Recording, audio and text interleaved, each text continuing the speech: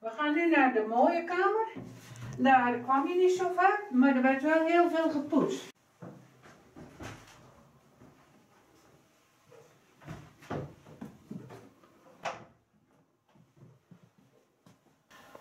Nou, dit is de mooie kamer en er is bezoek.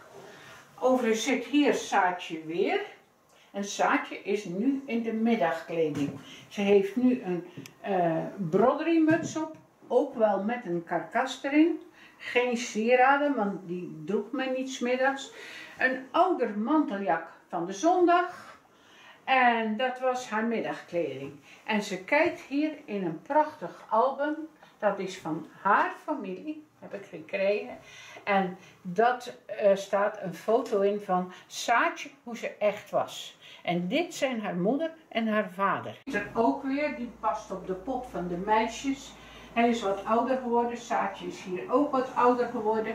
Hij kijkt het allemaal een beetje aan. Dit is de dochter van Pieter zijn broer. Die had ook weer 2 dochters, Nelly en Annie. En die hebben later dit huis geërfd. En de kinderen van deze 2, die hebben in 2013 het huis verkocht. En toen is het museum geworden. Hier nog iets speciaals. Dit is namelijk een trompe-l'œil. Het lijkt of hier diepte in zit, maar dat is niet zo. Het is gewoon vlak geschilderd. En trompé in het Frans is bedriegen. En het lui, dat is je oog. Dus het bedriegt je oog. Het is gewoon gezichtbedrog. Maar het is ook een tijd erg in de mode geweest. En ze kwamen hier niet zo vaak, maar Pieter ging hier wel elke avond naar bed. Hij had hier namelijk zijn bedsteden.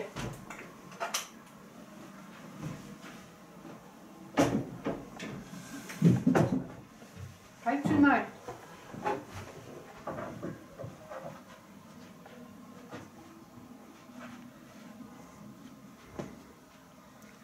Comfortabel.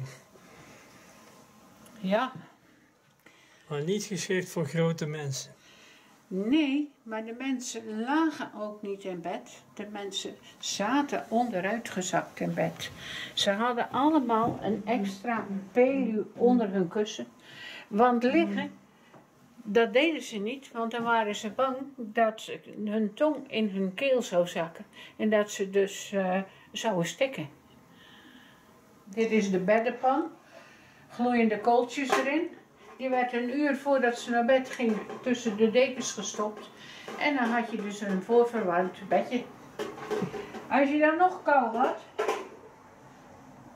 dan trok je een paar sokken aan. Dit zijn nog originele bedsokken. En ik heb ook nog hier een slaapmuts. Dan, normaal, als er een gezin was, dan kon men hier, van achter was er een kribbe in de bedsteden. Daar konden kinderen in slapen totdat ze ongeveer 2 jaar oud waren. Pieter had dat natuurlijk niet, want die heeft dat nooit kinderen gehad, hij was niet getrouwd. Maar ik heb hier wel iets, dat heeft Pieter ook nooit gehad. Ik heb namelijk hier het ondergeschoven kindje. Want in kleine arbeidersgezinnen, die hadden vaak maar een heel klein huisje met heel veel kinderen. En op een gegeven moment hadden ze geen plek meer voor het jongste. En dan schoven ze die daaronder. Daar komt de uitdrukking het ondergeschoven kindje vandaan. En ja, het pronkstuk van deze kamer is natuurlijk het kabinet.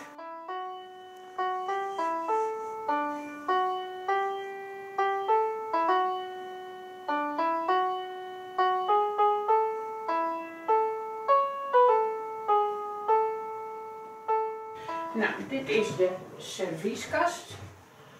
En dit is dus een inloopkast. Eigenlijk wel heel modern. Daar hingen Pieterse kleren. En daar kon je in. En daar is alles wat je dus droog moet bewaren, staat daarin. Was ook de voorraadkast of niet? Ja, ook voorraad. Gaat er maar in. En boeken en spelletjes en breispullen, naaispullen. En boven hebben we een hele expositie, een hele grote expositie van oude spelletjes. En dit is het begin ervan. Want s'avonds werden er spelletjes gedaan. Ja, als iets was, dan gingen ze spelletjes doen. Televisie was er niet, dus er werd inderdaad veel meer spelletjes gedaan in die tijd. Misschien ook nog wel een radio. Misschien wel. Ik heb er thuis nog een hele oude staan, maar die moet eerst nog eens aan de praat gebracht worden.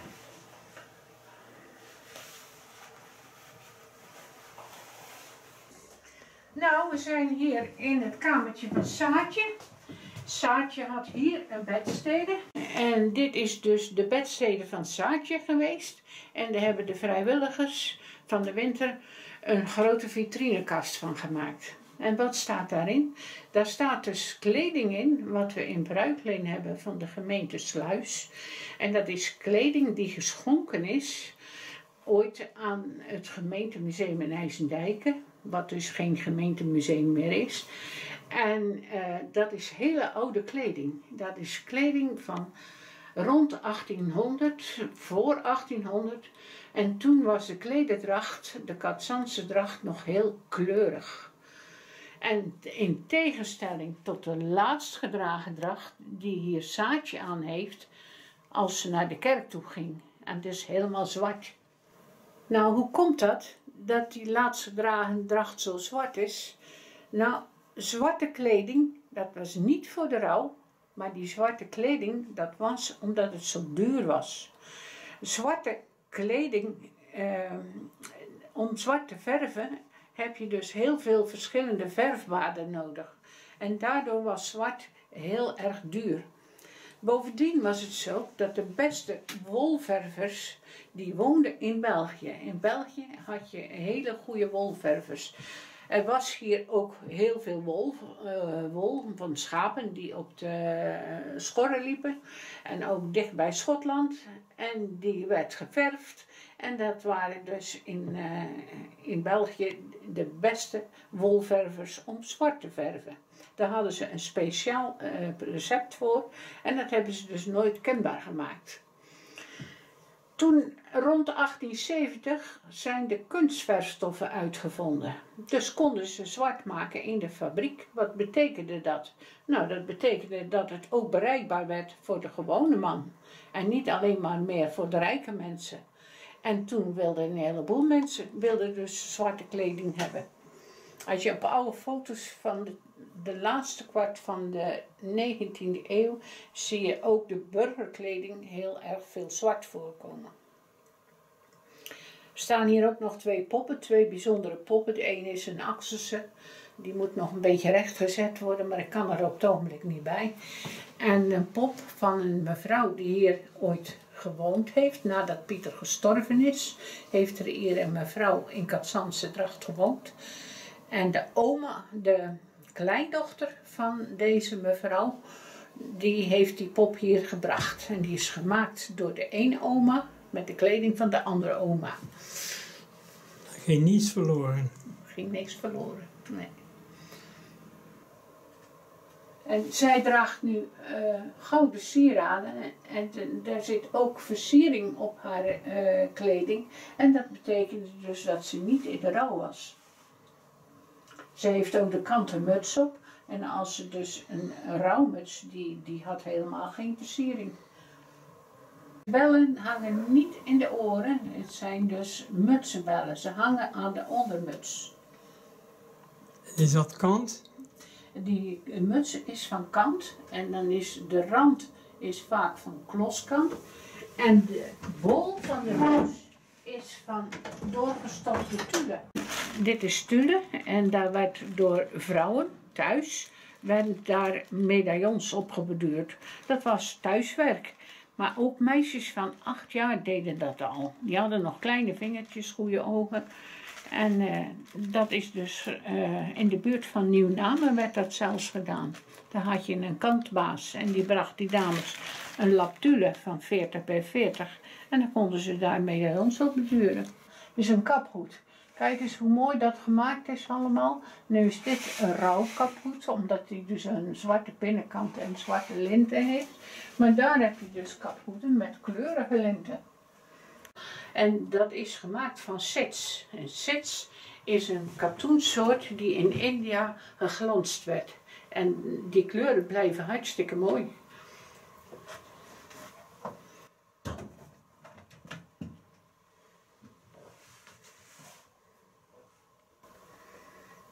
Beuk.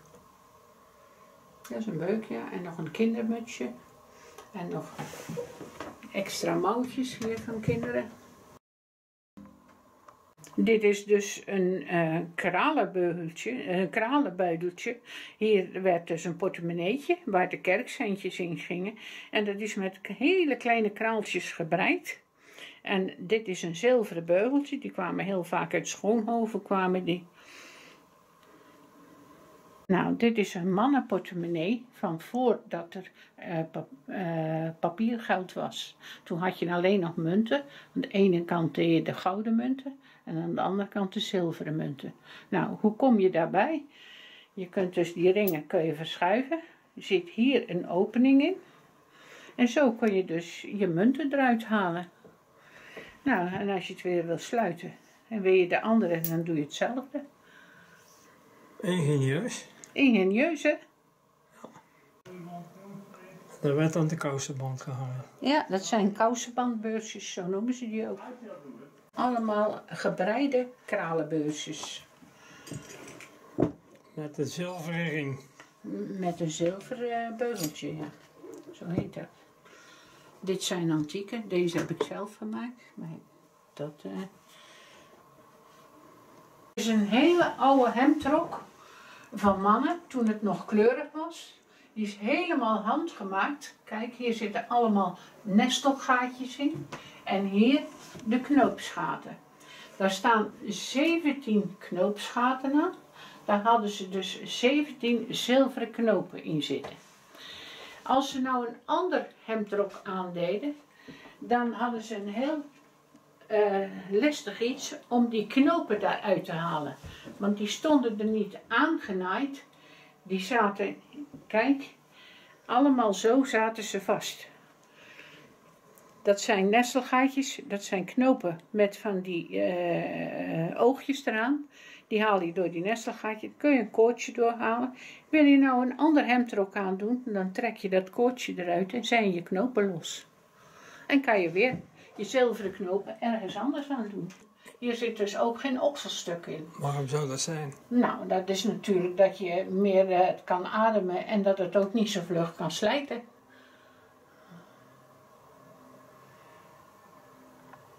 Maar die is helemaal met de hand gemaakt. Mooi, hè?